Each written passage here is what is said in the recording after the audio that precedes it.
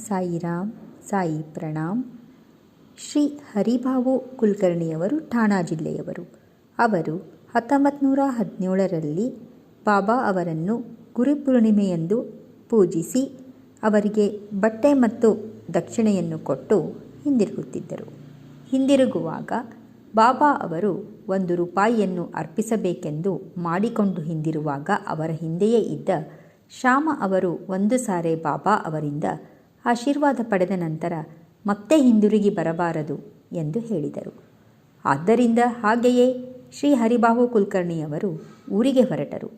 ನಾಸಿಕದಲ್ಲಿ ಕಾಳರಾಮನ ದರ್ಶನಕ್ಕೆಂದು ಅವರು ದೇವಾಲಯಕ್ಕೆ ಹೋದರು.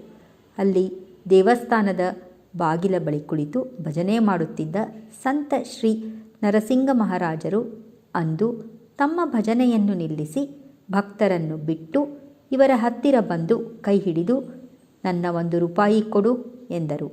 ಕರ್ಣಿಕ ಅವರು ಆಶ್ಚರ್ಯಗೊಂಡು ತಾವು ಬಯಸಿದ್ದ 1 ರೂಪಾಯಿಯನ್ನು ಬಾಬಾ ಅವರೇ ತೆಗೆದುಕೊಳ್ಳುತ್ತಿದ್ದಾರೆ ಎಂದು ಬಹಳವಾಗಿ ಆನಂದವನ್ನು ಪಟ್ಟರು. ಈ ಕಥೆಯಿಂದ ಸಂತರೆಲ್ಲರೂ ಒಂದೇ, ಅವರೆಲ್ಲರೂ ಒಂದೇ ಧ್ಯೇಯದಿಂದ ಜೀವಿಸುತ್ತಾರೆ ಎಂಬುವುದು ತಿಳಿದುಬರುತ್ತದೆ. ಓಂ ಸಾಯಿರಾಮ್, ಸಾಯಿ ಪ್ರಣಾಮ್.